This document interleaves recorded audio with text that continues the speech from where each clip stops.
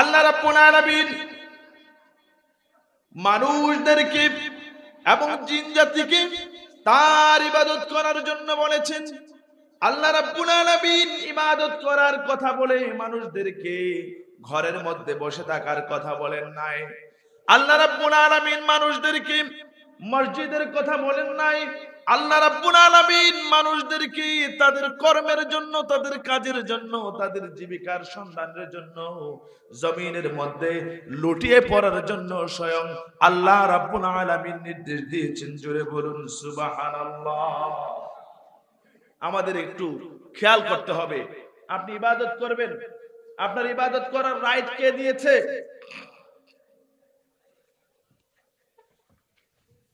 আপনার ইবাদত করার রাইট কে দিয়েছে?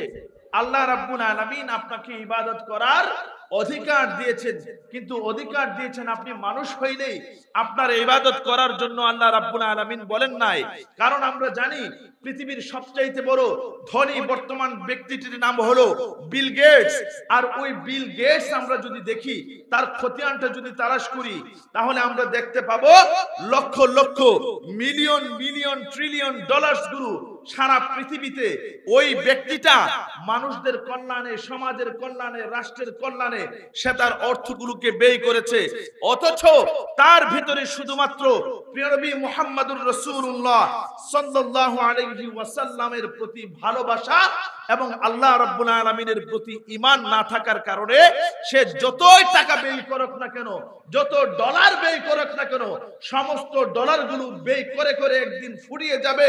কিন্তু আল্লাহ রাব্বুল আলামিন হাসরের ময়দানে ওই বিল গেটসের মতো যারা আল্লাহ রাব্বুল আলামিনের নামকে উচ্চারণ করা ব্যতীত, ঈমান ব্যতীত যারা তাদের ডলারগুলো ব্যয় করে, হাসরের ময়দানে তাদের ব্যয়কৃত ডলারগুলো আল্লাহ রাব্বুল আলামিনের কাছে অতি তুচ্ছ এবং নগণ্য এবং অপ্রয়োজনীয় হয়ে যাবে। জুড়ে বলুন নাউযুবিল্লাহ। এই জন্য আমাদেরকে প্রথমে বুঝতে হবে, আমরা যারা ঈমান আনবো, ঈমান আনার দায়িত্ব সবচেয়ে বেশি।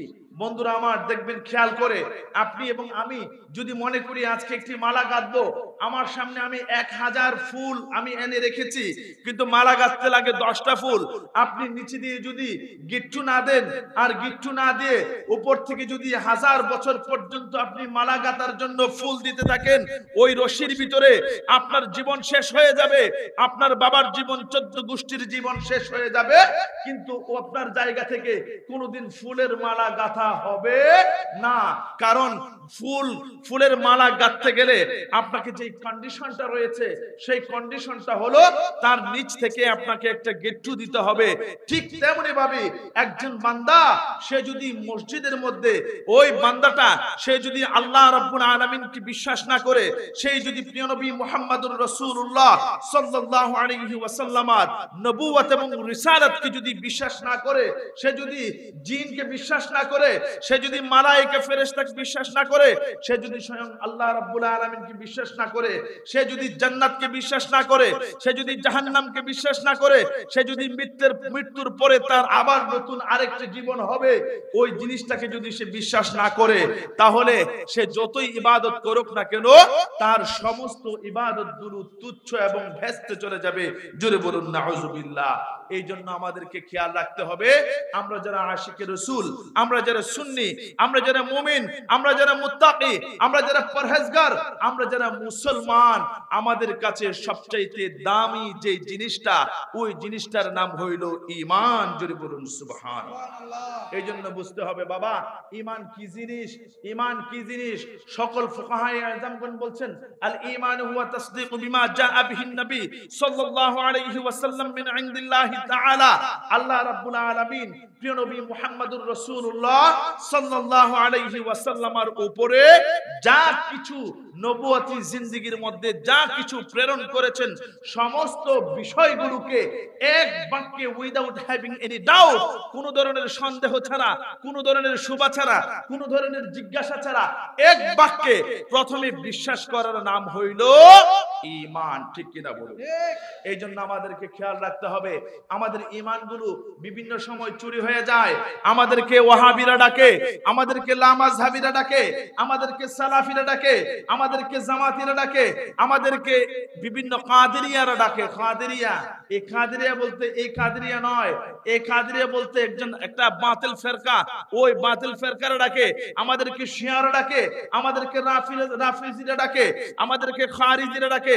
বিভিন্ন দিক থেকে আপনাকে এবং আমাকে ডাকতেই থাকে।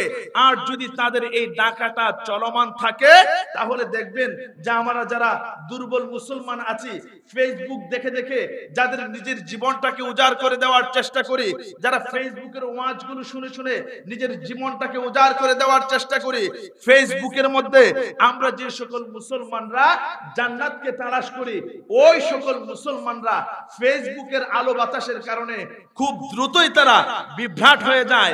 কারণ তারা দেখে নতুন নতুন করে ঘুমটা পরে সুন্দর সুন্দর শব্দ ব্যবহার করে সামনে অনেকগুলো ক্যামেরা লাগিয়ে নতুন নতুন করে ফতোয়া দেয়।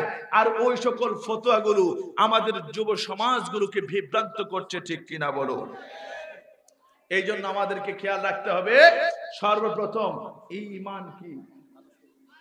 সর্বপ্রথম বিষয় হলো ঈমান কি। প্রিয় নবী মুহাম্মদুর রাসূলুল্লাহ সাল্লাল্লাহু আলাইহি ওয়াসাল্লাম এর উপরে আল্লাহ রাব্বুল আলামিন যা কিছু পাঠিয়েছেন সমস্ত কিছুকে বিশ্বাস করার নাম হইল ঈমান। আমাদেরকে তিনটা জিনিস খুব ভালো করে বুঝতে হবে। ঈমান কাকে বলে, ইসলাম কাকে বলে, আর হইল আকীদা কাকে বলে।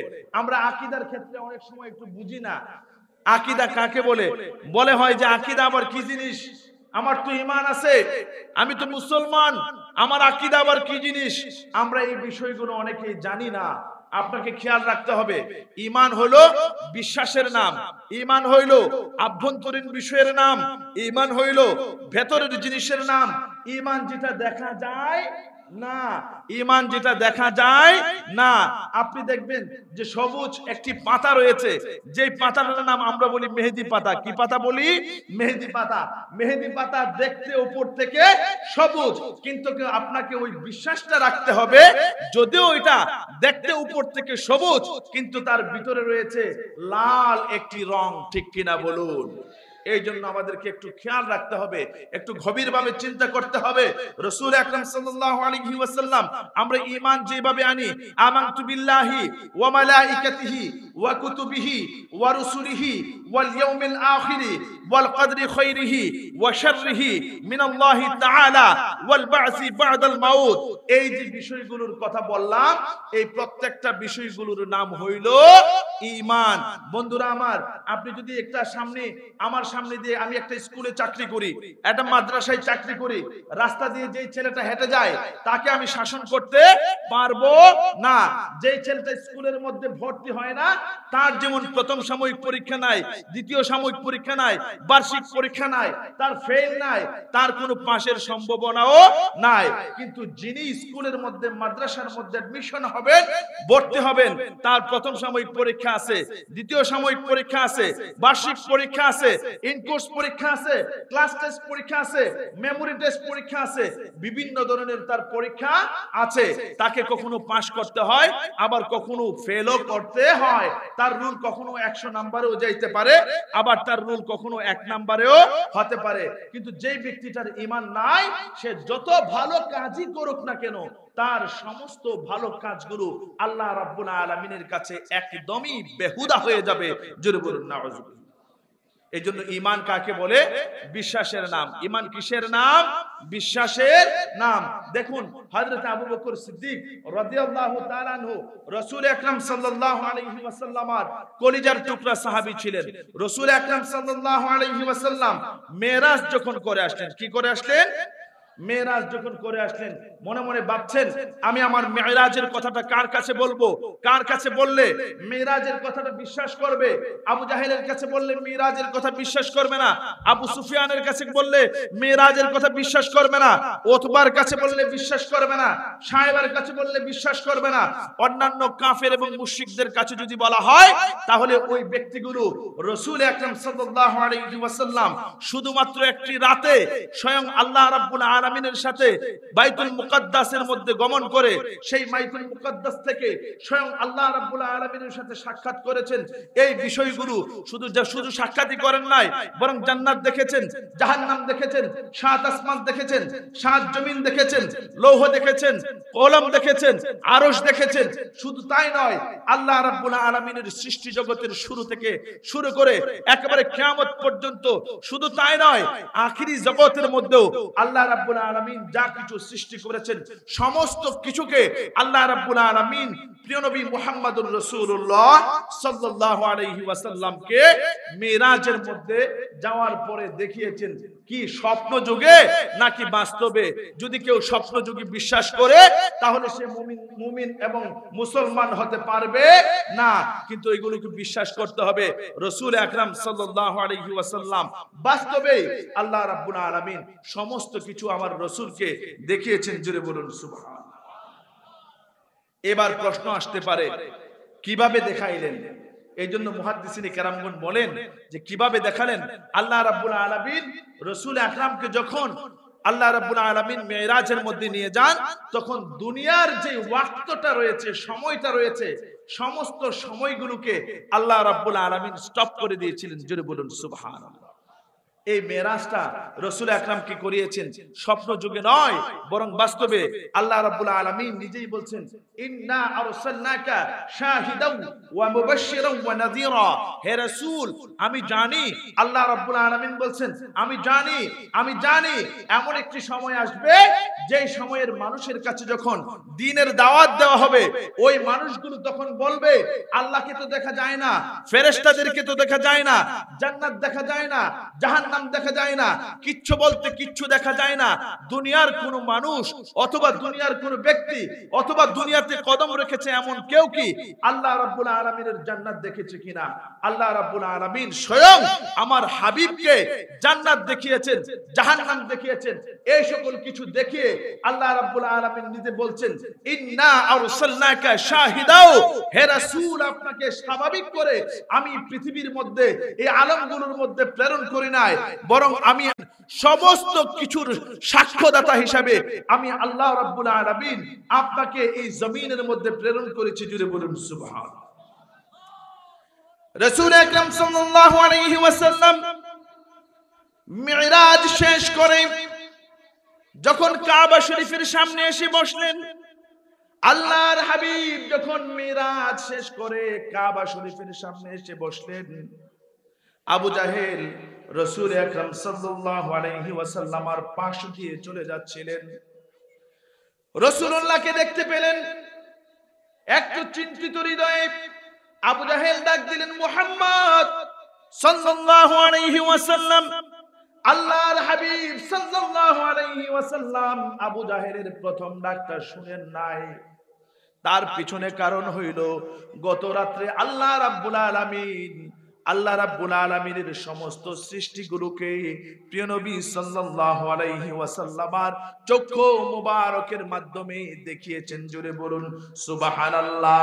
শুধু তাই নয়, স্বয়ং আল্লাহ রাব্বুল আলামিনের সাথে প্রিয় নবী মুহাম্মদুর রাসূলুল্লাহ সাল্লাল্লাহু আলাইহি ওয়াসাল্লামের মুলাকাত হয়েছে। আল্লাহর হাবিব কাবা শরীফের সামনে থেকে ওই মুলাকাতের বিষয়গুলোকে খেয়াল করছেন। একবার আবু জাহেল ডাক দিলেন, ও মুহাম্মদ। রাসূল আকরাম সাল্লাল্লাহু আলাইহি ওয়াসাল্লাম আবু জাহেলের ডাককে শুনেন নাই। আবু জাহেল দ্বিতীয়বার ডাক দিলেন। তৃতীয়বার যখন রাসূলুল্লাহর নাম মোবারককে উচ্চারণ করে ডাক দিলেন, আল্লাহর হাবিব কাছে গেলেন, বললেন, চাচা আপনি মনে হয় আমাকে ডেকেছেন। আবু জাহেল বলেন, ও মুহাম্মদ, তোমাকে কখনোই এরকম বিষণ্ণ মনাত থাকতে দেখি নাই। ও মুহাম্মদ, তোমার কি হয়েছে? একবার ডাক দিলাম, তোমার খবর নাই। দ্বিতীয়বার ডাক দিলাম, তোমার খবর নাই। তৃতীয়বার ডাক দিলাম, তুমি জেগে উঠলে, তুমি কি ঘুমিয়েছিলে কিনা? রাসূলুল্লাহ বলেন চাচা আমি ঘুমাই নাই। আবু জাহেল বলেন মুহাম্মদ যতদিন তোমাকে দেখেছি ওই রকম কোন পজিশনে আনমনা অবস্থায় তোমাকে দেখি নাই, তোমাকে দেখেছি অত্যন্ত সচেতন অবস্থায়। ও মুহাম্মদ তোমাকে আমার তিনবার ডাক দেওয়ার প্রয়োজন হলো কেন? রাসূল আকরাম সাল্লাল্লাহু আলাইহি ওয়াসাল্লাম তাৎক্ষণিক আবু জাহেলকে বলেন চাচা গত রাতে আল্লাহ রাব্বুল আলামিনের সাথে আমি রাসূলুল্লাহর সাক্ষাৎ হয়েছে। গত রাতে আমি রাসূলুল্লাহ কাবা শরীফ থেকে শুরু করে মদিনা শরীফ হয়ে বাইতুল মুকাদ্দাসের মধ্যে সমস্ত নবী এবং রাসূলদের সামনে 2 রাকাত নামাজ আদায় করেছি। ওই 2 রাকাত নামাজ আদায় শেষে আল্লাহ রাব্বুল আলামিন আমাকে ইসরা করার জন্য মিরাজ করার জন্য আকাশের মধ্যে উঠিয়ে নিলেন। আল্লাহ রাব্বুল আলামিন আকাশের মধ্যে উঠিয়ে জান্নাত জাহান্নাম থেকে শুরু করে সবকিছু দেখিয়ে দিলেন। আবু জাহেল বলেন বাতিজা তুমি যা কিছু আমি তোমার চাচার সামনে তুমি যা কিছু বলেছো, আমি যদি আরবের অন্যান্য মানুষগুলোকে যদি তোমার চোখের সামনে দাঁড় করে দেই তাহলে তুমি কি বলতে পারবে কিনা? প্রিয় নবী মুহাম্মদুর রাসূলুল্লাহ অত্যন্ত সরল মনে বলছে চাচা আরবের মানুষগুলোকে কেন পৃথিবীর সমস্ত মানুষগুলোকে যদি আমার সামনে এনে দেন আর যদি বলতে বলেন আমি খুব দ্রুতই আমি গত রাতের ঘটনা বলতে পারবো। জোরে বলুন সুবহানাল্লাহ। আবু জাহেলের উদ্দেশ্য ভালো ছিল না, আবু জাহেলের উদ্দেশ্য ভালো ছিল না। তার কথা হইল কোন পাগল ছাড়া এইরকম কথা বলার কোন সুযোগ নাই। জোরে বলুন নাউজুবিল্লাহ। আল্লাহ রাব্বুল আলামিন বলেন ইল্লা ইন্নাকা লামাজনুন। হে রাসূল আরবের সকল মানুষগুলোকে যদি বলে, আরবের সকল মানুষ যদি আপনাকে পাগল বলে, আর আমি আল্লাহ রাব্বুল আলামিন আপনাকে বলছি ইন্নাকা লামিনাল মুরসালিন, হে মুহাম্মদুর রাসূলুল্লাহ আপনি আরবের সমস্ত মানুষগুলো পাগল বললে আপনার কিছুই হবে না, বরং আমি আল্লাহ রাব্বুল আলামিন আপনাকে রাসূল বলে ঘোষণা দিয়েছি। জুড়ে বলুন সুবহানাল্লাহ।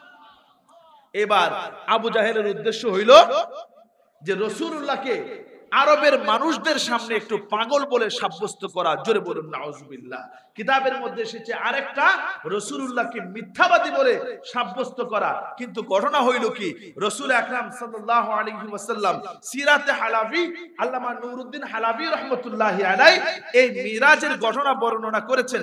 সেখানে তিনি বলছেন রাসূল আকরাম সাল্লাল্লাহু আলাইহি ওয়াসাল্লামের সামনে আরবের মানুষদেরকে আরবের বড় বড় নেতাদেরকে আবু জাহেল তাৎক্ষণিক ডাক দিলেন, ও আরবের বড় বড় নেতারা তোমরা কোথায় আছো?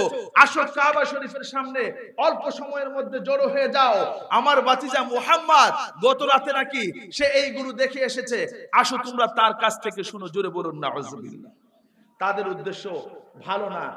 এই সময় রাসূল আকরাম সাল্লাল্লাহু আলাইহি ওয়াসাল্লামের সামনে আরবের এমন কিছু জ্ঞানী মানুষদেরকে দাঁড় করে দিলেন যে জ্ঞানী মানুষদের মধ্যে আর্কিটেক্ট এবং ইঞ্জিনিয়ার রয়েছে।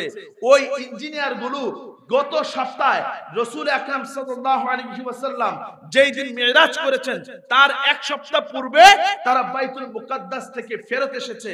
যখন রাসূলুল্লাহ বললেন যে আমি মিরাজ করেছি, আমি রাতের অন্ধকারে আমি যখন আসরা করেছি, আমি কাবা শরীফ থেকে বাইতুল মুকাদ্দাস ভ্রমণ করেছি, সে তখন বলে ও ভাতিজা মুহাম্মদ তুমি যে বাইতুল মুকাদ্দাস ভ্রমণ করেছো বলছো, তুমি আমাকে একটু বলো তো এই বাইতুল মুকাদ্দাসের নিচ থেকে উপরে উঠতে কয়টা সিঁড়ি রয়েছে? জোরে বলুন নাউজুবিল্লাহ। রাসূল আকরাম সাল্লাল্লাহু আলাইহি ওয়াসাল্লাম কি বাইতুল মুকাদ্দাসে সিঁড়ি গোনার জন্য গেছেন? না, বরং সেখানে দাওয়াত দিয়েছেন স্বয়ং আল্লাহ রাব্বুল আলামিন। আল্লাহ রাব্বুল আলামিনের দাওয়াত গ্রহণ করার জন্য রাসূলুল্লাহ সেখানে গেছেন। আল্লাহ রাব্বুল আলামিন হযরত জিবরাইলকে বলেন, ও জিবরাইল এই মাত্র এই মুহূর্তে বাইতুল মুকাদ্দাস পুরোটাকে আমার হাবিব সাল্লাল্লাহু আলাইহি ওয়াসাল্লামের চক্ষু মুবারকের সামনে তুমি দাঁড় করে দাও। রাসূল আকরাম সাল্লাল্লাহু আলাইহি ওয়াসাল্লাম বাইতুল মুকাদ্দাসের নিচ থেকে উপরে উঠতে 17টি সিঁড়ি ছিল। ওই 17টি সিঁড়ি একটি একটি করে গুনে গুনে সমস্ত মানুষদের সামনে রাসূলুল্লাহ বর্ণনা করে দিলেন। জোরে বলুন সুবহানাল্লাহ।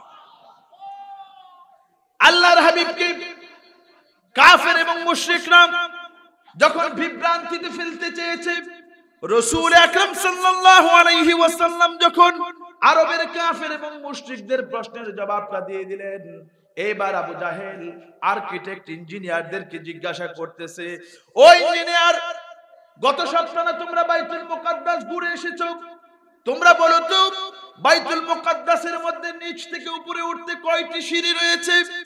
ওই সকল আর্কিটেক্ট গুলো এক বাক্যে বলে, চাচা আমরা যতগুলো গণেছি আর দেখেছি মুহাম্মাদুর রাসূলুল্লাহ যা বলেছে আর গণেছে মিলে গিয়েছে। জোরে বলুন সুবহানাল্লাহ।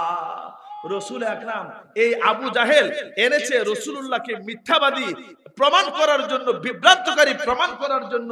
আর ওই সময় যে সকল প্রায় 100 জন আর্কিটেক্ট তারা বাইতুল মুকাদ্দাস ভ্রমণ করে এসেছিলেন, ওই আর্কিটেক্ট প্রায় 100টা আর্কিটেক্ট তাৎক্ষণিক প্রিয় নবী সাল্লাল্লাহু আলাইহি ওয়াসাল্লামের হাতের উপরে হাত রেখে তারা ইসলাম গ্রহণ করেছিলেন। জোরে বলুন সুবহানাল্লাহ। একদিক থেকে আবু জাহেল যখন অস্বীকার করলেন, আর অপর দিক থেকে হযরত আবু বকর সিদ্দিককে রাসূল আকরাম যখন বললেন আমি এই সকল দেখেছি, রাসূল আকরাম সাল্লাল্লাহু আলাইহি ওয়াসাল্লামের কথা শুনে আবু জাহেল হযরত আবু বকর সিদ্দিক রাদিয়াল্লাহু তাআলা আনহু তাৎক্ষণিক বললেন সাদ্দাকতা ইয়া রাসূলুল্লাহ, সাদ্দাকতা ইয়া হাবিবাল্লাহ, সাদ্দাকতা ইয়া নবিয়াল্লাহ। হে রাসূল, আপনি যে মিরাজের কথা আপনি যে বলেছেন, আমি আবু বকর সাক্ষী দিচ্ছি, আমি আবু বকর আপনার সমস্ত বিষয়গুলোকে সত্যায়ন করছি। হ্যাঁ, আপনি মুহাম্মাদুর রাসূলুল্লাহ, কখনোই মিথ্যা কথা বলতে পারেন। এই জিনিসটার নাম হলো ঈমান। এটার নাম কি? ঈমান। এখন দেখবেন যে আমাদের ঈমানগুলো খুব সহজেই নড়ে। আমাদের ঈমানগুলো কি করে? খুব সহজেই নড়ে। দেখবেন যে রাসূলুল্লাহ আপনার চোখের সামনে টেলিভিশনের মধ্যে এসে অনেকে বলবে রাসূল আকরাম সাল্লাল্লাহু আলাইহি ওয়াসাল্লামের গুনাহ আছে। জোরে বলেন নাউজুবিল্লাহ। এরকম বলে কিনা বলুন তো? বলে বলে।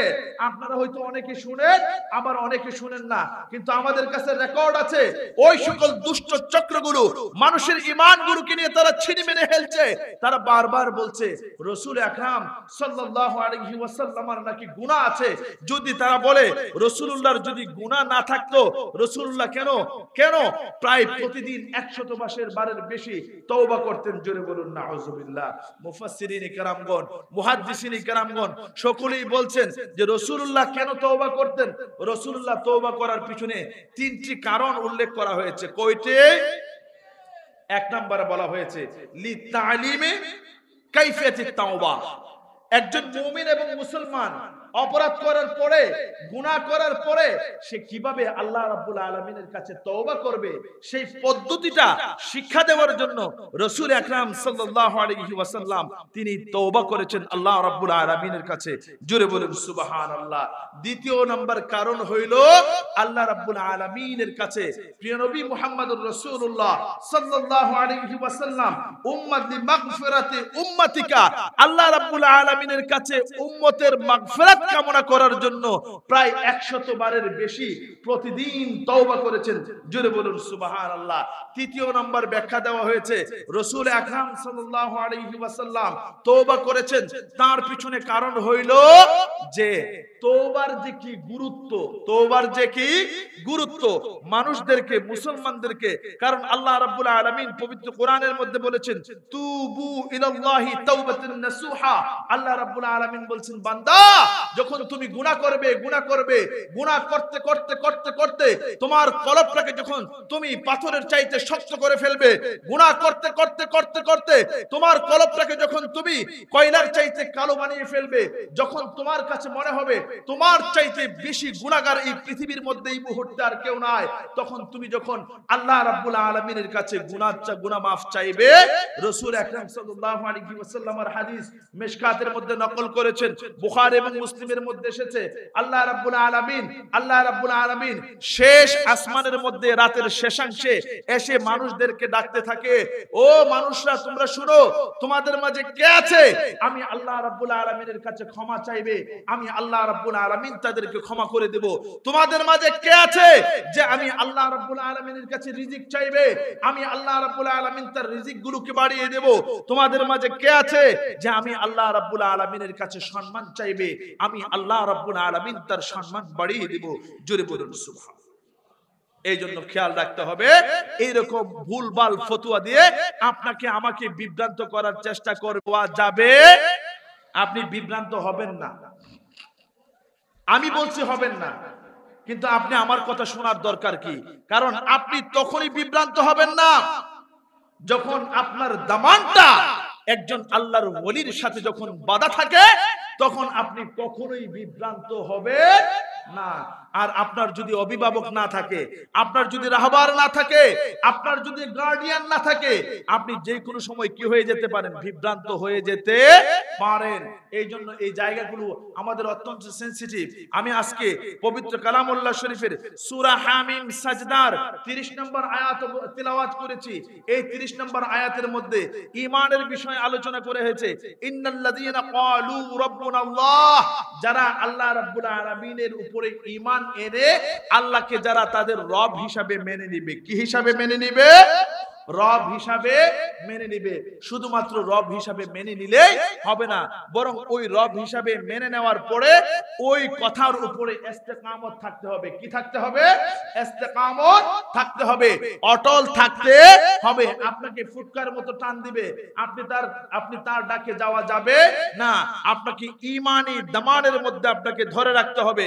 আমি প্রথমেই বলছিলাম ঈমানটা মজবুত করতে হবে, ঈমানটাকে শক্তিশালী করতে হবে। ঈমান একটা সেনসিটিভ জিনিস, ঈমান ধরতে পাওয়া যায় না, দেখাও যায় না। আমি প্রথমেই বলেছি ঈমান শুধুমাত্র একটি বিশ্বাসের নাম। কিসের নাম? বিশ্বাসের নাম। আর ইসলাম হলো বাহ্যিক আমলের নাম। ইসলাম কি? বাহ্যিক আমলের নাম। আমি নামাজ পড়ছি, আমি রোজা করছি, আমি হজ করছি, আমি যাকাত দিচ্ছি, আমি কুরবানি করছি, আমি মা বাবার খেদমত করছি, আমি প্রত্যেকটা ভালো কাজ করছি। যতগুলো ঈমানটাকে সাথে রেখে আপনি যতগুলো ভালো কাজ করবেন, রাসূল আকরাম যেভাবে কাজগুলো করেছেন, যেভাবে করতে বলেছেন, আর যেভাবে আপনি করেন, যখন এই কাজগুলো একত্রিত হবে তখন এইগুলোর নাম হবে ইসলাম। জোরে বলুন ঠিক কিনা? তৃতীয় নাম্বার প্রশ্ন হলো যে হুজুর আকীদা কি জিনিস? প্রশ্ন আসতে পারে না যে হুজুর আকীদা কি জিনিস? ঈমান শব্দের অর্থ হলো বিশ্বাস, ঈমান শব্দের অর্থ হলো বিশ্বাস, কিন্তু ঈমান শব্দের অর্থ হলো বিশ্বাস, আর আকীদা শব্দের অর্থ হলো দৃঢ় বিশ্বাস। কি বিশ্বাস? দৃঢ় বিশ্বাস, শক্ত মজবুত বিশ্বাস। কি বিশ্বাস? শক্ত এবং মজবুত বিশ্বাস। দেখবেন যে আমাদের রাষ্ট্রপতি আছে না, মহামান্য রাষ্ট্রপতি, এই মহামান্য রাষ্ট্রপতি হলো একজন। কয়জন? একজন। ওই একজন রাষ্ট্রপতিকে সংরক্ষণের জন্য, একজন রাষ্ট্রপতিকে সেভ করার জন্য এসএসএফ থেকে শুরু করে army, police, BDR, answer, RAB থেকে শুরু করে সমস্ত বাহিনীগুলো তারা সক্রিয়ভাবে অ্যাক্টিভ ভাবে কাজ করে। তার পিছনে কি? একটা কারণ হইল, তার পিছনে যদি সমস্ত বাহিনীগুলো অ্যাক্টিভ হয়ে যদি কাজ না করে, তাহলে যে কোনো মুহূর্তে আমাদের মহামান্য রাষ্ট্রপতিকে দুষ্ক্রিয় কোন চক্র তাকে হত্যা করে ফেলতে পারে। ঠিক কিনা? সুতরাং আমিও বলবো ঠিক এইরকম, যদি আপনার এবং আমার আকীদাগুলোকে সবচাইতে দৃঢ় যদি না করি, মজবুত যদি না করি, তাহলে দুষ্ট চক্র যে কোনো মুহূর্তে আমার ঈমানের মধ্যে খানা দিতে পারে। ঠিক কিনা বলুন? দেখবেন যে আমরা আমাদের ঘরের মধ্যে একটা আলমারি বানাই। কি বানাই? আলমারি বানাই। ঘরের মধ্যে আমরা আলমারি রাখি, আলমারির মধ্যে অনেকগুলো ড্রয়ার থাকে, অনেকগুলো ড্রয়ারের ভিতরে দেখবেন একটা অন্তর ড্রয়ার থাকে। অন্তর ড্রয়ার থাকে না? ওই অন্তর ড্রয়ারটার মধ্যে আমরা কিন্তু সাধারণ কোনো কাগজ রাখি না, ছাই রাখি না, কোনো মাটি রাখি না, বরং অন্তর ড্রয়ারটার মধ্যে কি রাখি? আমার পরিবারের সবচাইতে দামি যে জিনিসগুলো আছে, প্রত্যেকটা দামি জিনিস আমি আমার এই অন্তর ড্রয়ারটার মধ্যে রাখি। তার পিছনে কারণ হইল, যদি অন্তর ড্রয়ারের মধ্যে সংরক্ষিত সম্পদটাকে আমি বিভিন্নভাবে পর্যবেক্ষণ যদি না করি, যেমনি ভাবে অন্তর ড্রয়ারের ভিতরে রাখা আমার মূল্যবান সম্পদ চুরি হয়ে যেতে পারে, ঠিক তেমনি ভাবে আপনার এবং আমার আকীদাটাকে যদি ঠিক ওইরকম ভাবে মজবুত না করি, তাহলে আপনার এবং আমার আকীদাটা যেই কোনো মুহূর্তে চুরি হয়ে যেতে পারে। জোরে বলুন না। এই জন্য খেয়াল রাখতে হবে। হযরত বেলাল রাদিয়াল্লাহু তাআলা আনহু ইসলাম গ্রহণ করেছেন। হযরত বেলালকে ইসলাম থেকে দূরে সরার জন্য উমাইয়া হাবশীরা যথেষ্ট পরিমাণ, অসম্ভব পরিমাণ হযরত বেলালকে নির্যাতন করেছে। হযরত খাব্বাব রাদিয়াল্লাহু তাআলা আনহুকে নির্যাতন করেছে। হযরত সুমাইয়া রাদিয়াল্লাহু তাআলা আনহাকে, আউয়ালু মান শাহিদা ফিল ইসলাম ফাহিয়া সুমাইয়া রাদিয়াল্লাহু তাআলা আনহা, ইসলামের মধ্যে সর্বপ্রথম যিনি শাহাদাত হয়েছেন, তিনি শাহাদাত বরণ করেছেন, তার নাম হলো হলো হযরত আম্মাজান সুমাইয়া রাদিয়াল্লাহু তাআলা আনহা। হযরত সুমাইয়া রাদিয়াল্লাহু তাআলা আনহাকে শুধুমাত্র এক আল্লাহর নামটা তার মুখ থেকে বাদ দেওয়ার জন্য প্রিয় নবী সাল্লাল্লাহু আলাইহি ওয়াসাল্লামের সঙ্গটাকে ত্যাগ করার জন্য আবু জাহেল, আবু লাহাব, উতবা, শায়বা থেকে শুরু করে সমস্ত কাফের এবং মুশরিকরা হযরতে সুমাইয়া রাদিয়াল্লাহু তাআলা আনহাকে অসম্ভব পরিমাণ নির্যাতন করেছে। হযরতে সুমাইয়াকে এমন ভাবে নির্যাতন করেছে, গাছের মধ্যে তার চুলগুলোকে বেঁধে রাখা হয়েছে, তার পুরো শরীরটাকে উলঙ্গ করে দেওয়া হয়েছে, তার পুরো শরীরের মধ্যে বেত্রাঘাত করা হয়েছে। বেত্রাঘাত করতে করতে পুরো শরীরটাকে রক্ত জর্জরিত করে ফেলেছে।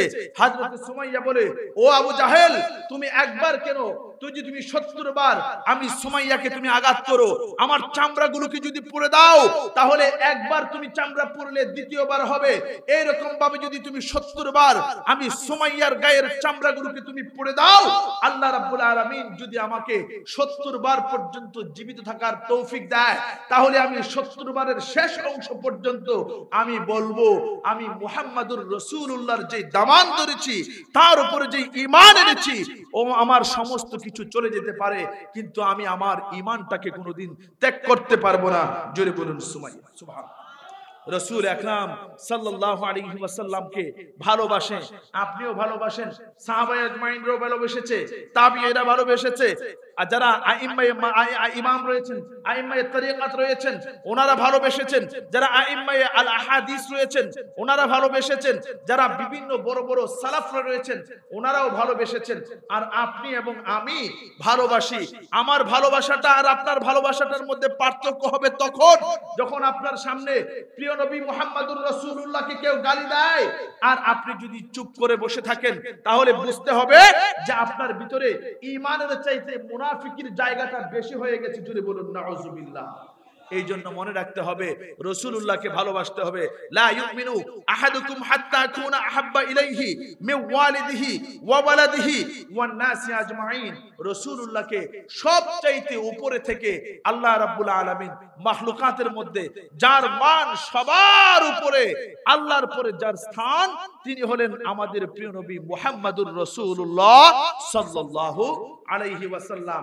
হযরতে সুমাইয়া রাদিয়াল্লাহু তাআলা আনহাকে যখন আঘাত করতেই রইলেন, যখন হযরতে সুমাইয়া বললেন এই কথা, তখন আবু জাহেল হযরতে সুমাইয়ার উপরে এত পরিমাণ রাগান্বিত হলেন, এত পরিমাণ রাগান্বিত হলেন, রাগান্বিত হয়ে হয়ে সে তার এক কাইটা বর্ষা দিয়ে হযরতে সুমাইয়া রাদিয়াল্লাহু তাআলা আনহার লজ্জাস্থানের মধ্যে এত জোরে আঘাত করলেন, জোরে আঘাত করার কারণে হযরতে সুমাইয়া রাদিয়াল্লাহু তাআলা আনহা তাৎক্ষণিক শাহাদাত বরণ করে ফেললেন। জোরে বলুন সুবহানাল্লাহ।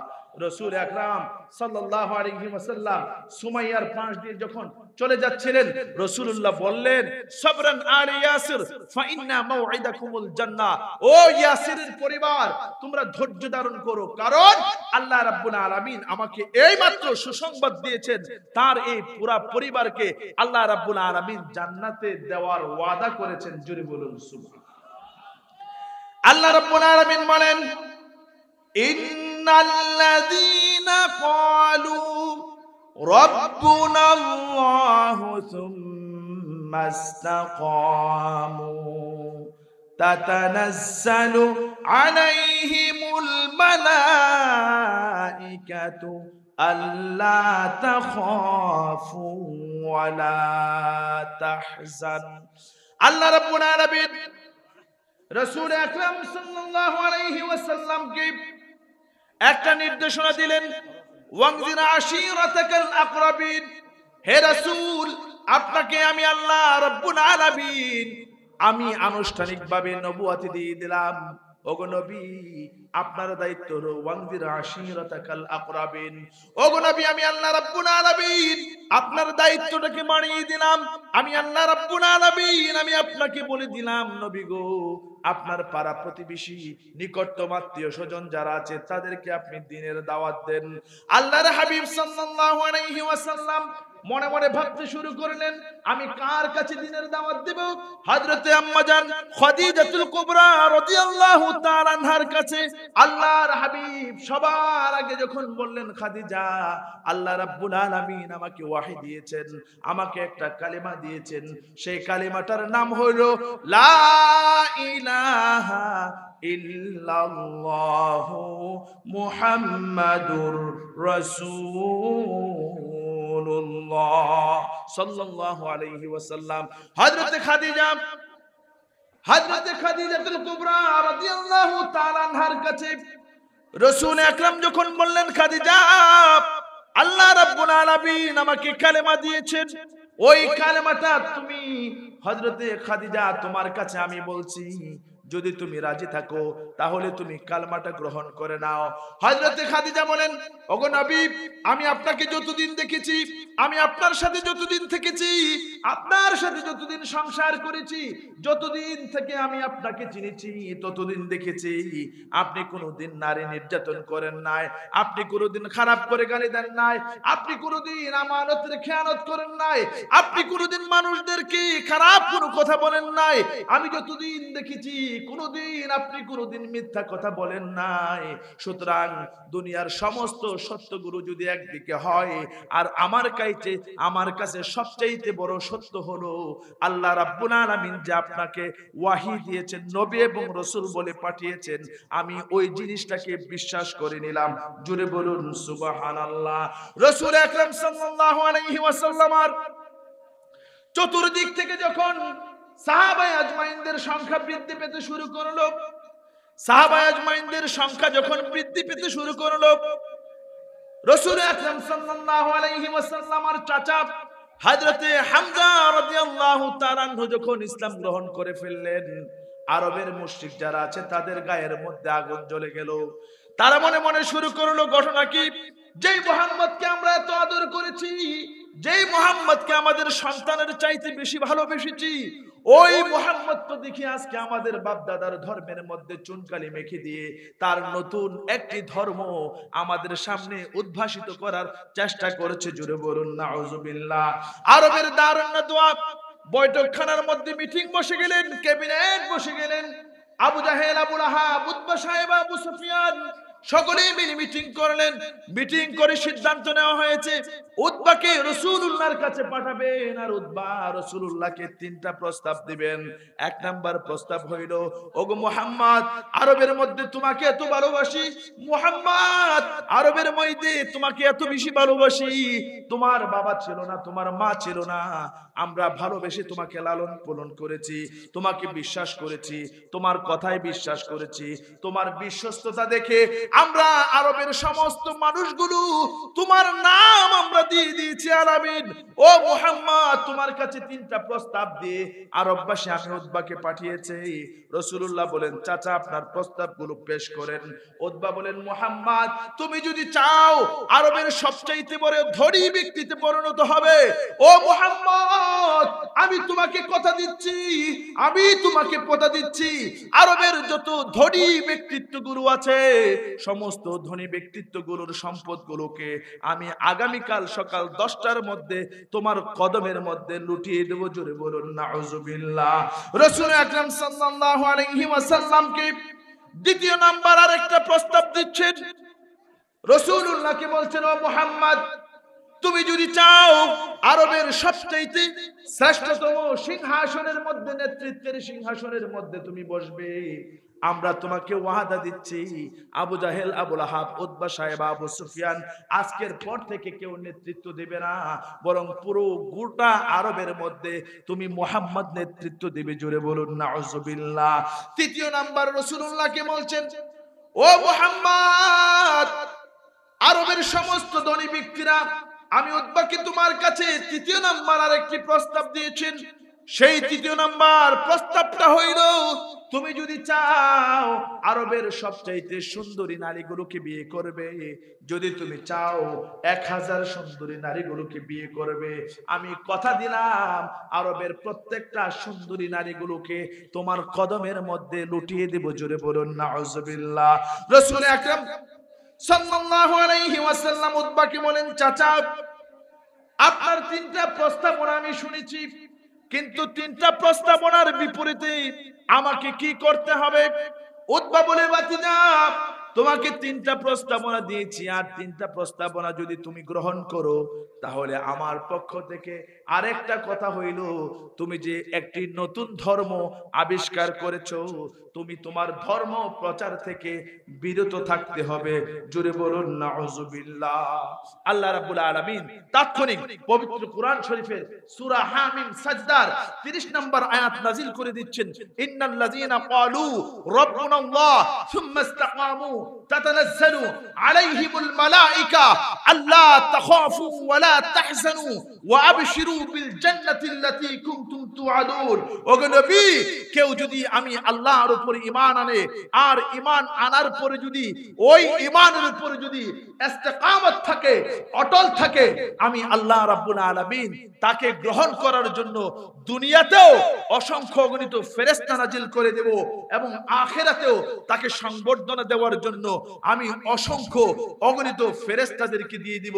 এবং ওই বান্দার জন্য দুনিয়ার মধ্যে যেমন কোনো ভয় থাকবে না, আখিরাতেও ওই বান্দার কোনো ভয় থাকবে না, কারণ আমি আল্লাহ রাব্বুল আলামিন ওই বান্দাকে জান্নাত দিয়ে দেওয়ার ওয়াদা করেছি। জোরে বলুন সুবহানাল্লাহ। আল্লাহ রাব্বুল আলামিনের এই আয়াতের তৃতীয় নাম্বার কথা, ওয়া তাতানাজ্জালু আলাইহিমুল মালায়েকা। আল্লাহ রাব্বুল আলামিন ওই সকল বান্দাদের জন্য ফেরেশতা নাজিল করেন। রাসূল আকরাম সাল্লাল্লাহু আলাইহি ওয়াসাল্লামের প্রিয়তম একজন সাহাবা ছিলেন, যার নাম ছিলেন হযরত সালাবা রাদিয়াল্লাহু তাআলা আনহু। হযরত সালাবা রাদিয়াল্লাহু তাআলা আনহু অত্যন্ত যুবক ছিলেন, যার বয়স ছিল মাত্র 16 বছর। হযরত সালাবা রাসূলুল্লাহর এত বড় আশিক ছিলেন, শুধুমাত্র 16 বছর বয়সে ওই সাহাবী হযরত সালাবা রাসূল আকরাম সাল্লাল্লাহু আলাইহি ওয়াসাল্লাম যখন কোনো চিঠি লিখতেন, রাসূলুল্লাহর চিঠিগুলোকে পায়ে হেঁটে, ঘোড়ায় চড়ে এবং উটের মধ্যে করে চড়ে এক জায়গায় থেকে আরেক জায়গায় পৌঁছে দিতেন। জোরে বলুন সুবহানাল্লাহ। অথচ আমাদের সমাজের মধ্যে দেখবেন এক শ্রেণীর মানুষ বলছে রাসূল আকরাম নাকি লিখতে জানেন না। জোরে বলুন নাউজুবিল্লাহ। রাসূলুল্লাহ নাকি পড়তে জানেন না। জোরে বলুন নাউজুবিল্লাহ। রাসূলুল্লাহ নাকি উম্মি নবী। উম্মি বলতে ওই সকল মূর্খরা আমার রাসূলুল্লাহকে উম্মি বলতে মূর্খ নবী বলে প্রমাণ করতে চায়। অথচ আল্লাহর হাবিব সাল্লাল্লাহু আলাইহি ওয়াসাল্লাম নিজে বলছেন, ইন্নী আকতুবু ওয়া আদরুসু। ও দুনিয়ার মানুষ, তোমরা জেনে রাখো আল্লাহ রাব্বুল আলামিন আমাকে লেখার ক্ষমতাও দিয়েছেন এবং পড়ার ক্ষমতাও দিয়েছেন। শুধু তাই নয়, বুইস্তু মুআল্লিমান। আল্লাহ রাব্বুল আলামিন গোটা পৃথিবীবাসীর জন্য আমি রাসূলুল্লাহকে শিক্ষক হিসেবে প্রেরণ করেছেন। জোরে বলুন সুবহানাল্লাহ। রাসূল আকরাম সাল্লাল্লাহু আলাইহি ওয়াসাল্লামের প্রিয়তম সাহাবী হযরত সালাবা রাদিয়াল্লাহু তাআলা আনহু একদিন রাসূলুল্লাহর দরবারের দিকে আসছিলেন। রাসূলুল্লাহর দরবারের দিকে যখন আসতেছিলেন, হযরত সালাবা রাস্তার মধ্যে চোখ চলে গেল একটা ঘরের দরজার দিকে। চোখ যখন চলে গেল দরজার দিকে, হযরত সালাবা তিনি দেখতে পেলেন দরজার মধ্য থেকে একটা কাপড় দেওয়া আছে, পাতলা কাপড়। হঠাৎ করে একটু বাতাস এসে পাতলা কাপড়গুলো যখন সরে গেল, হযরত সালাবা দেখতে পেলেন ঘরের মধ্যে একজন উলঙ্গ নারী, তিনি গোসল করছেন। জোরে বলুন আল্লাহু আকবার। হযরত সালাবা প্রথমবার দৃষ্টি দিলেন, যুবক মানুষ। দ্বিতীয়বার আমার দৃষ্টি দিলেন।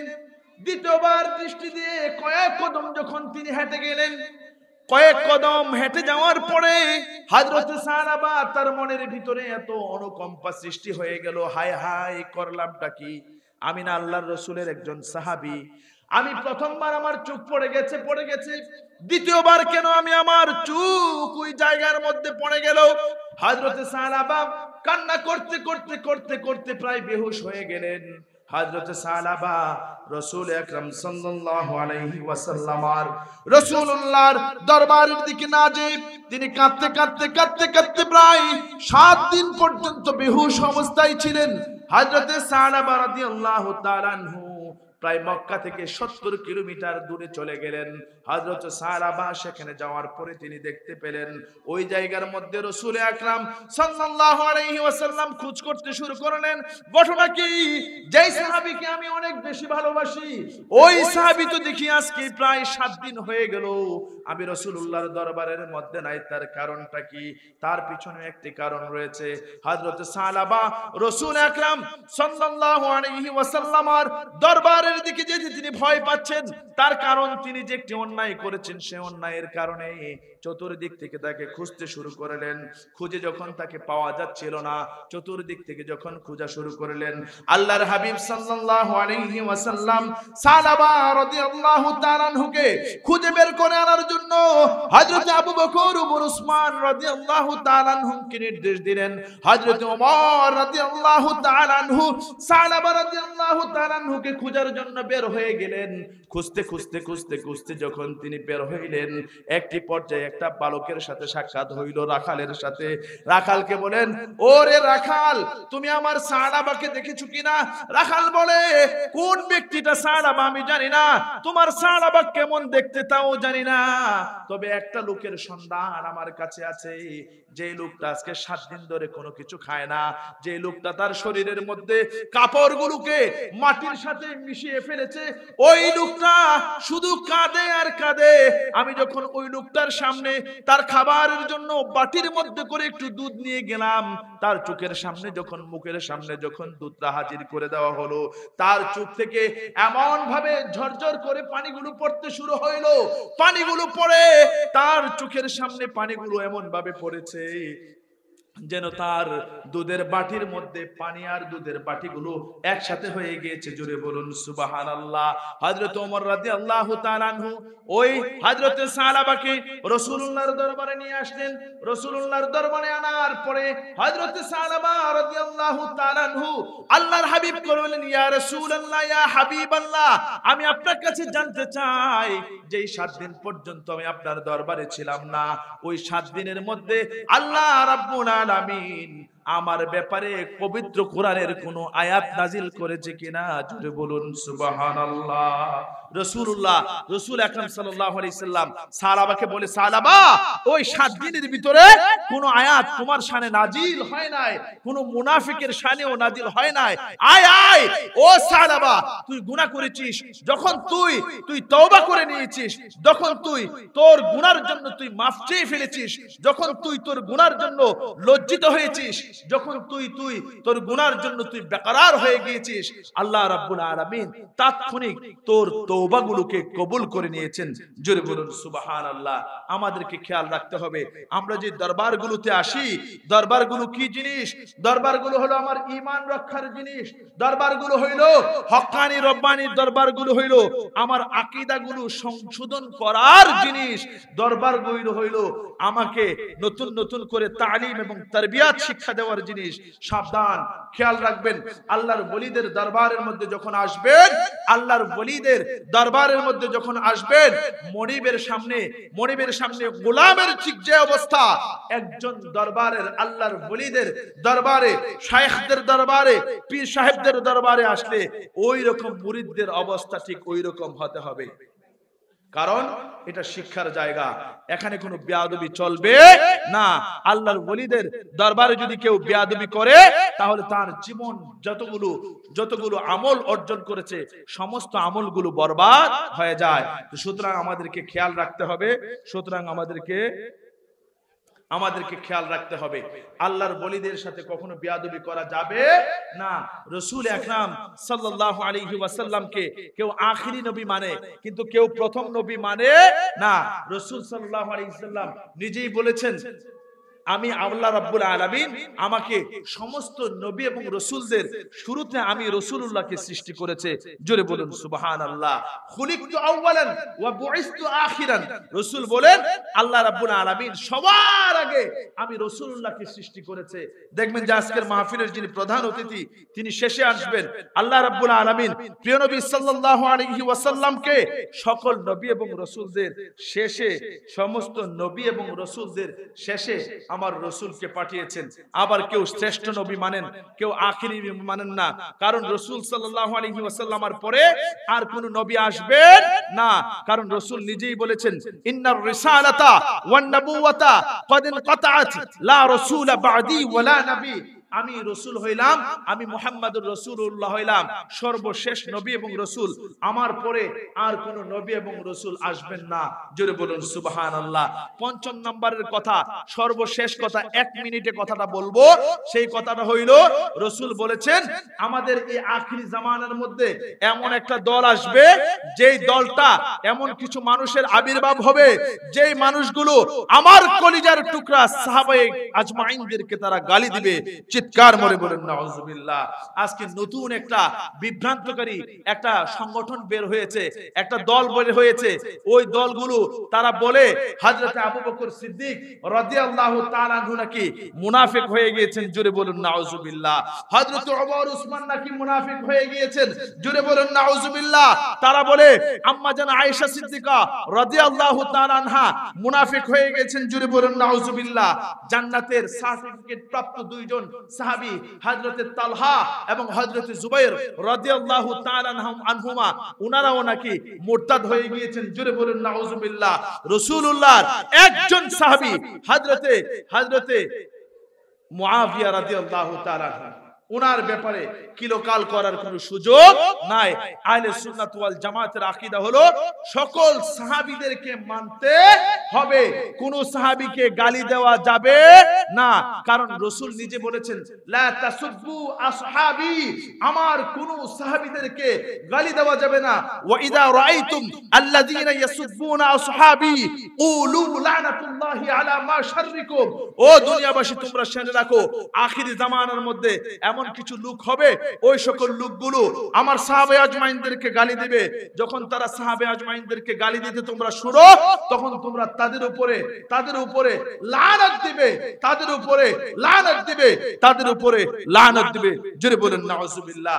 হযরতে সুফিয়ান রাদিয়াল্লাহু তাআলা আনহুকে, হযরতে আবু সুফিয়ান রাদিয়াল্লাহু তাআলা আনহুকে তারা মুরতাদ বলে, অথচ তারা জানে না হযরতে আবু সুফিয়ান রাদিয়াল্লাহু তাআলা আনহুর ব্যাপারে আল্লাহর হাবিব সাল্লাল্লাহু আলাইহি ওয়াসাল্লাম, তিরমিজি শরীফের হাদিস, রাসূল বলেছেন ওয়ামান দাখালা দার আমিনান ফাহুয়া আমিনুন ওয়ামান দাখালা দার আবি সুফিয়ানা ফাহুয়া আমিনুন।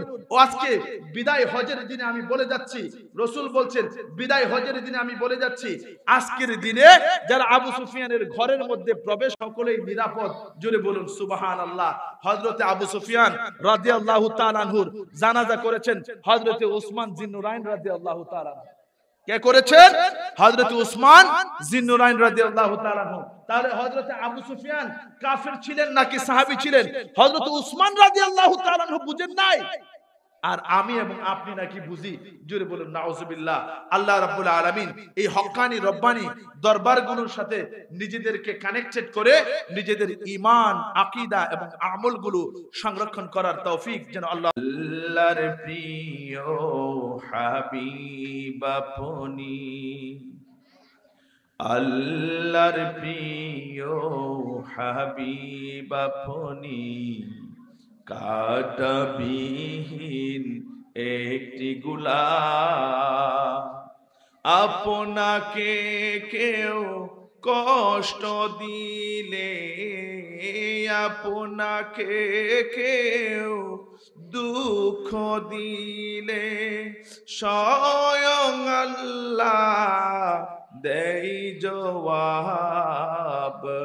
আল্লাহর প্রিয় হাবিব আপনি, কাঁটাবিহীন একটি গোলাপ, দিয়েছে যারা আপনাকে দুঃখ কষ্ট যন্ত্রণা, দিয়েছে যারা আপনাকে দুঃখ কষ্ট যন্ত্রণা তাদেরই লাঞ্ছনার কথা, তাদেরই লাঞ্ছনার কথা কিভাবে করব বর্ণনা, বর্ণনা করেছেন আল্লাহ নাজিল করে সূরা লাহাব। আল্লাহর প্রিয় হাবিব আপনি, কাঁটাবিহীন একটি গোলাপ। আপনাকে কেউ কষ্ট দিলে, আপনাকে কেউ দুঃখ দিলে, স্বয়ং আল্লাহ দেই জবাব। আল্লাহর প্রিয় হাবিব আপনি। আল্লাহুম্মা সাইয়্যিদিনা মাওলানা মুহাম্মাদ ওয়া আলা মাওলানা লা ইলাহা ইল্লাল্লাহ, লা ইলাহা লা ইলাহা লা ইলাহা লা ইলাহা ইল্লাল্লাহ, লা ইলাহা হো, লা ইলাহা ইল্লাল্লাহ, লা ইলাহা লা ইলাহা ইল্লাল্লাহ, লা ইলাহা লা ইলাহা হাসবি রব্বি জাল্লাল্লাহ মা ফি কলবি গায়রুল্লাহ। হাসবি রব্বি জাল্লাল্লাহ মা ফি কলবি গায়রুল্লাহ। নূর মুহাম্মদ সাল্লাল্লাহ, নূর মুহাম্মদ লা ইলাহা ইল্লাল্লাহ, লা ইলাহা লা ইলাহা ইল্লাল্লাহ, লা ইলাহা লা ইলাহা। আসমান বলে কাল্লাহ, জমিন বলে কাল্লাহ। আসমান বলে কাল্লাহ, জমিন বলে কাল্লাহ। সবাই বলে কাল্লাহ, সবাই বলে লা পড়ো লা ইলাহা ইল্লাল্লাহ, লা ইলাহা লা ইলাহা ইল্লাল্লাহ, লা ইলাহা লা ইলাহা লা ইলাহা ইল্লাল্লাহ, লা ইলাহা হো, লা ইলাহা ইল্লাল্লাহ, লা ইলাহা লা ইলাহা ইল্লাল্লাহ, লা ইলাহা লা ইলাহা লা ইলাহা ইল্লাল্লাহু মুহাম্মাদুর রাসূলুল্লাহ সাল্লাল্লাহু আলাইহি ওয়াসাল্লাম। আল্লাহ রাব্বুল আলামিন 18,000 মাখলুকাত পাঠিয়েছেন। তো উলামায়ে মুতাহাদ্দিসিন যারা নবযুগের উলামা, যারা মুফাসসিরিন, যারা মুজতাহিদিন, ওনারা বলছেন যে আল্লাহ রাব্বুল আলামিন শুধুমাত্র 18,000 মাখলুকাতকে সৃষ্টি করেছেন এমনটি নয়, বরং আল্লাহ রাব্বুল আলামিন অসংখ্য অগণিত মাখলুকাতকে এই দুনিয়ার মধ্যে সৃষ্টি করেছেন। জোরে বলুন সুবহানাল্লাহ। আল্লাহ রাব্বুল আলামিন যতগুলো মাখলুকাত সৃষ্টি করেছেন তার মধ্য থেকে সবচাইতে দামি যে মাখলুকাত, সবচাইতে মূল্যবান যে মাখলুকাত, সবচাইতে ইজ্জতওয়ালা বেশি যে মাখলুকাত, সেই মাখলুকাতটির নাম হলো ইনসান। জোরে বলুন সুবহানাল্লাহ। আল্লাহ রাব্বুল আলামিন জিনদের মধ্য থেকে কোনো নবী কিংবা রাসূল বানান নাই।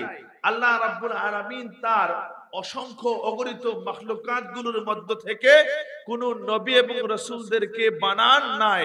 আল্লাহ রাব্বুল আলামিন মানুষদের মধ্য থেকে আল্লাহ রাব্বুল আলামিন অসংখ্য অগণিত, বিশেষ করে 1,24,000 পয়গম্বরকে এই দুনিয়ার মধ্যে পাঠিয়েছেন। জোরে বলুন ঠিক কিনা? আল্লাহ রাব্বুল আলামিন আমাদেরকে এই পৃথিবীর মধ্যে কেন পাঠিয়েছেন? আল্লাহ রাব্বুল আলামিন এই পৃথিবীতে আমাদেরকে পাঠিয়েছেন তার একটাই হইল কারণ। সেই কারণটা আল্লাহ রাব্বুল আলামিন নিজেই বলছেন, ওয়ামা খালাকতুল জিন্না ওয়াল ইনসা ইল্লা লিয়াবুদুন। আল্লাহ রাব্বুল আলামিন মানুষ এবং জিন এই দুইটা জাতিকে এই পৃথিবীর মধ্যে, দুনিয়ার মধ্যে পাঠিয়েছেন তার পিছনে একটি কারণ। সেই কারণটা হলো বান্দা আল্লাহ রাব্বুল আলামিনের ইবাদত করবে। জোরে বলুন সুবহানাল্লাহ। প্রশ্ন আসতে পারে, হুজুর যদি সারাক্ষণ আল্লাহ রাব্বুল আলামিনের ইবাদত করি তাহলে আমার সংসারটা কিভাবে চালাবো? প্রশ্ন আসতে পারে, হুজুর যদি সার্বক্ষণিক আল্লাহ রাব্বুল আলামিনের ইবাদত করি তাহলে আমার পরিবার পরিজন কিভাবে চালাবো? আমি আমার সংসারগুলোকে কিভাবে চালাবো? আমার ব্যবসা কিভাবে করব? আমার বাণিজ্য কিভাবে করব? আমার রাজনীতি কিভাবে করব? আমার অর্থনীতি কিভাবে চালাবো? আমার সমাজনীতি কিভাবে চালাবো? প্রত্যেকটা কাজের মধ্যে এইরকম একটি প্রশ্ন এসে যায়। আল্লাহ রাব্বুল আলামিন পবিত্র কোরআন শরীফের মধ্যে নিজেই ঘোষণা দিচ্ছেন, শুনে রাখো, আমি আল্লাহ রাব্বুল আলামিন একদিক থেকে যেমন তোমাদেরকে আমি আল্লাহর ইবাদত করার জন্য বলছি, অপর দিক থেকে তোমাদেরকে আরেকটি কথাও বলছি, ফাইদা কুদিয়াতিস সালাহ ফান্তাশিরু ফিল আরদি ওয়াবতাগু মিন ফাদলিল্লাহ। আল্লাহ রাব্বুল আলামিন আমাদেরকে জানান দিচ্ছেন, ও দুনিয়ার মানুষেরা তোমরা শুনে রাখো, যখন তুমি মুমিন হবা, যখন তুমি মুত্তাকি হবা, যখন তুমি পরহেজগার হবা, যখন তুমি স্বয়ং আল্লাহকে ভয় পাইবা, ওই রকম আল্লাহ ভীতি যখন তোমার ভিতরে থাকবে, আর ওই রকম আল্লাহ ভীতি নিয়ে যখন তুমি 5 ওয়াক্ত নামাজ তুমি মসজিদের মধ্যে আদায় করবে, ওই মসজিদের মধ্যে 5 ওয়াক্ত নামাজ আদায় করার পরে মসজিদের মধ্যে বসে থাকার জন্য আল্লাহ রাব্বুল আলামিন বলেন নাই। আল্লাহ রাব্বুল আলামিন বলেছেন, ফাইদা কুদিয়াতিস সালাহ, ও মুমিন, ও মুসলমানগণ, যখন তোমাদের 5 ওয়াক্ত নামাজগুলো শেষ হয়ে যায় তখন তোমরা জমিনের মধ্যে আল্লাহ রাব্বুল আলামিনের জিকিরের সন্ধানে, তোমার রিজিকের সন্ধানে তুমি জমিনের মধ্যে বেরিয়ে পড়ো। জোরে বলুন সুবহানাল্লাহ।